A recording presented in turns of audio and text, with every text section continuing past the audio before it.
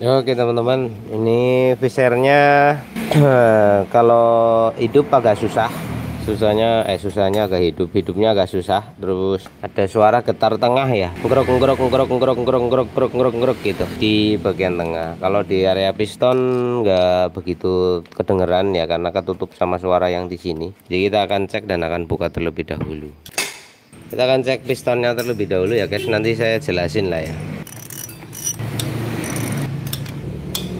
Ini enteng tarikannya, apa gas-gasannya enteng kalau gigi nggak masuk. Tapi kalau gigi masuk, oh mungkin kayak gitu ya. Ini saya nggak tes jalan lah, soalnya motornya getar banget. Nah kalau soal getarnya itu dari mesin tengah, dari kruk as daharnya goyang atau kruk asnya ngegol gitu kan. Nah kalau dilihat dari sini, ini motor boros, bahan bakarnya banyak, ini warnanya hitam, terus kompresinya bocor, ini perpaknya bocor. Nah ini kan pertanda perpak bocor kayak gini teman-teman, jadi silinder kopnya bocor.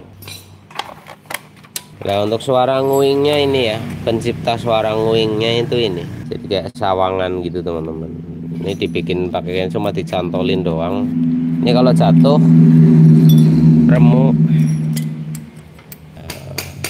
Untuk poros tengah nanti ketahuan Anda spasi kalau udah dicopot ya. Ini kan posisi ada daya tarik magnet, jadi nggak bisa tembus. Untuk CDI nya masih nggak tahu ori apa enggak, nanti dicek. Oke, ini buringannya, ini overbus ya teman-teman, buringannya overbus. Lubang-lubangnya bisa kalian lihat, knalpot di P1 overbos. Itu hasil overbosnya kayak gitu. Nah ini ngelok ya, pembakarannya longgar, original Izumi. Nah di sini porosnya ngegol. Kalau dilihat dari ini ngombak-ngombak kayak gitu. Spasi kanan kirinya sudah cukup banyak ya teman-teman, itu otomatis dia pasti oblas. Dan itu bunyi ya, bikin getar. Nah sudah tang, ini buringnya nggak bagus mas, ini overbosnya susun, ini gampang gancet. Ini overbos susun itu kayak gini. Nah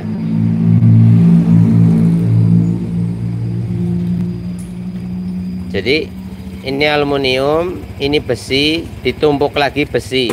Ini namanya overbos tumpuk. Nah, di sini dia kayak mau lepas nih. Nah, nih, ya kan? Di sini kayak mau lepas. Nah, ini double. Nah, dua lapis ya. Nah, kayak lapis tuh. Kalau buring kayak gini, itu nanti yang ini memuai, yang ini memuai sendiri-sendiri, sehingga buring cepet gancet, pistonnya cepet gancet.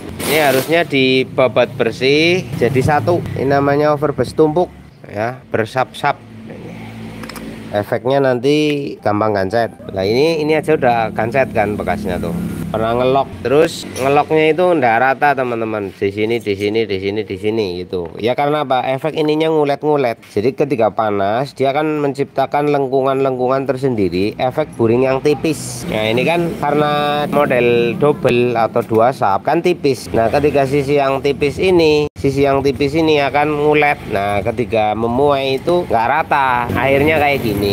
Nah kalau bagian sininya, nah tuh kan, ini pernah ngunci, dan nguncinya di sisi ini. Kalau saran saya sih buring ini mending itu diganti. Kalau mau pakai ini aja percuma, nanti motornya kenceng gancetan. Iki buringnya sih. Nah ya, kalau mau aman. Kalau di overbus lagi gimana Mas Bun? Yo terserah, saya mengikut saja. Di overbus lagi ya bisa, tapi tukang bos saya yang bagus ya. Tapi overbos itu gampang gancet lah, biasanya kayak gitu sih pengalaman saya. Lalu untuk getarannya ini dari poros tengahnya. Itu orangnya bawa kruk as ya, Dit, kruk asnya Dit. Ini motor itu datang ke sini bawain kruk as juga, katanya suruh ganti kruk as gitu loh. Kalau menurut saya sih yang sudah dibeli lah, saya nggak usah ngomong apa-apa, mbok orangnya jadi berubah pikiran.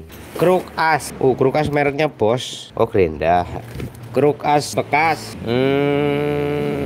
Tak kira baru, jebule bekas. Ini model full cloth ya teman-teman. Ini kruk as full cloth ini. Ya bagusnya sih baru ya, laker setang gitu. Kalau maksa pakai ini setang udah nggak bagus, sudah aus nih, aus atas namanya. Nah nih kalian lihat sendiri tuh. Jadi aus tepi ya, ini namanya aus tepi, pinggirannya aus dalam, tengahnya mungkin enggak, disebut aus tepi teman-teman. Ini ngetek nanti bunyinya. Ganti setang, lahar bagusnya, nanti dipasang lagi. Ini sistem full cloth ya, jadi nggak ada konektor dandane, krukas pendek. Kita cek bagian kopling terlebih dahulu, apakah ini krukas panjang apa krukas pendek.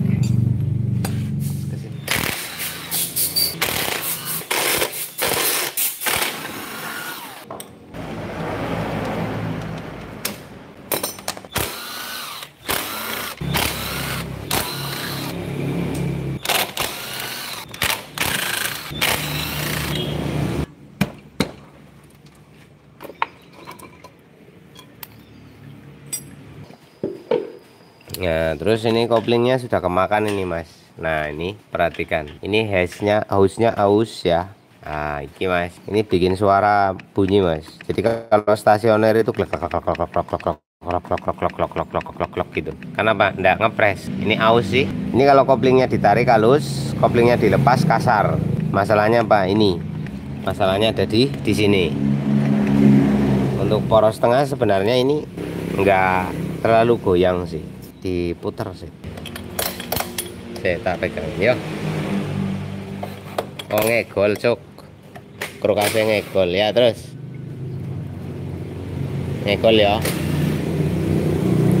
Ini yang bikin geter ya Mas. Perhatikan poros ininya. Oleng ini geter banget. Jadi poros panjang ini oleng banget. Efek dari ini kan masang nyopot itu modenya di palu, nyopot masangnya di palu. Nah otomatis ini akan mengalami ngegol. Ini kan oleng, ini suara nggak bisa halus, geternya ekstra, makin kencang putarannya makin gitu. Ini getar sih. Ini udah langkah tepat yaitu mengganti kruk kaset.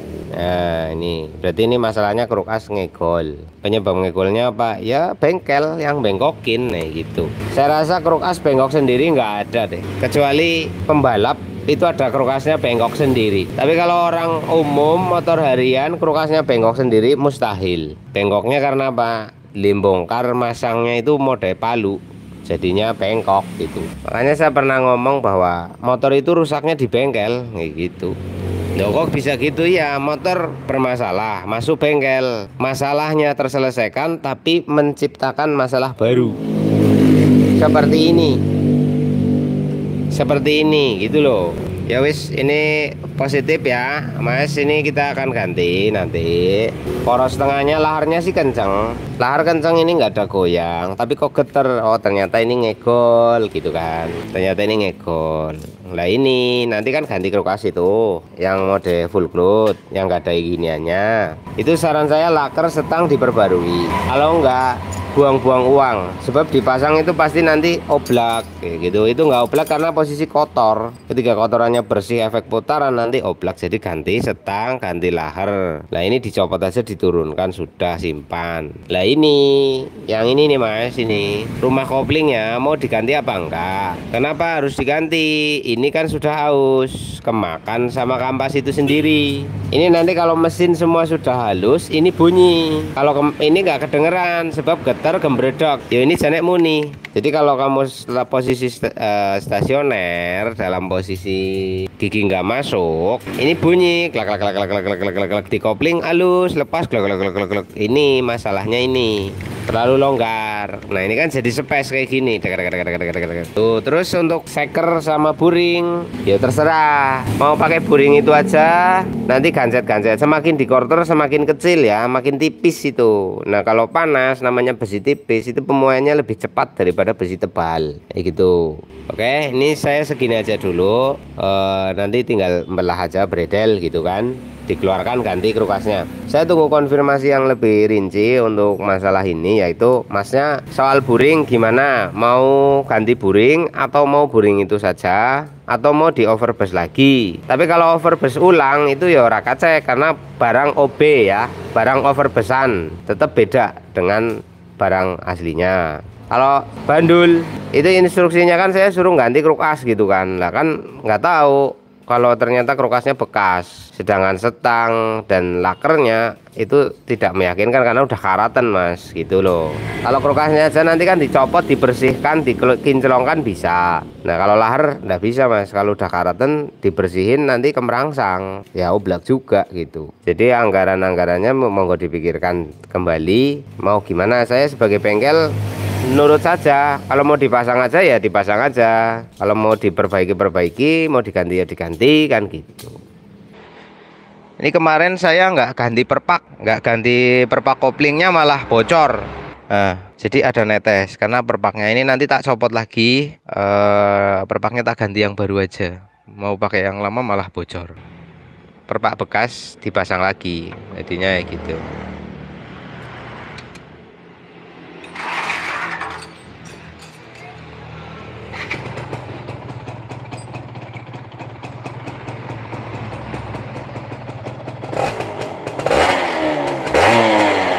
Nih,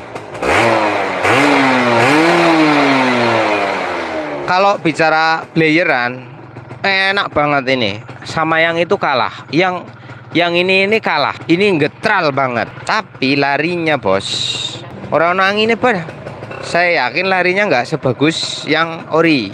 Karena timingnya beda. Ya nggak beda. Maksudnya nggak oke gitu. Si bos, saya pompa dulu bos, karena ini parkir lama jadi kempes.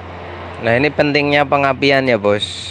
Barang bukan asli pasti beda dengan yang asli lah. Ini pendek biasanya, kalau sedai non ori itu gitu, nggak panjang-panjang.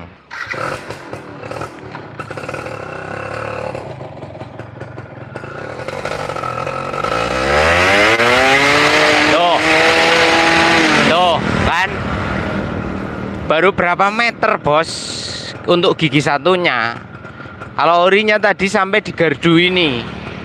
Nah ini sampai di gardu ini, dia baru ngelimit dan motor udah lari kenceng banget. Nah ini baru dari bengkel sampai rumah saya udah itu.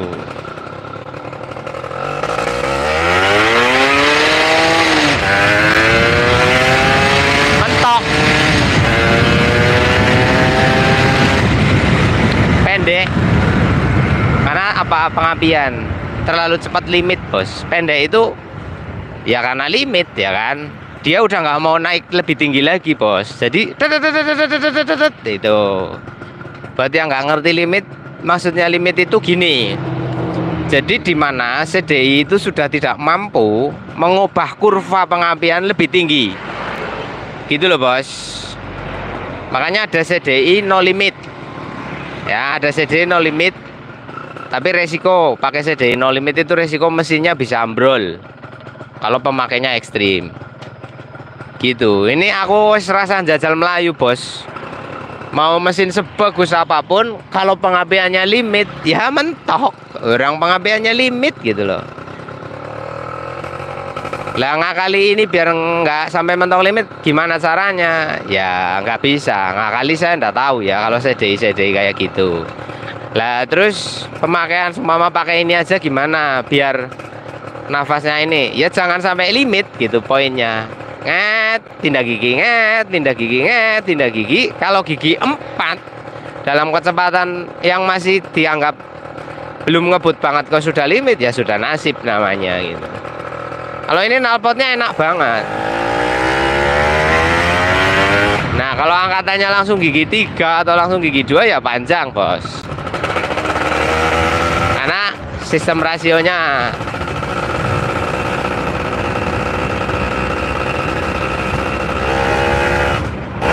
Nah pokoknya belajar enak.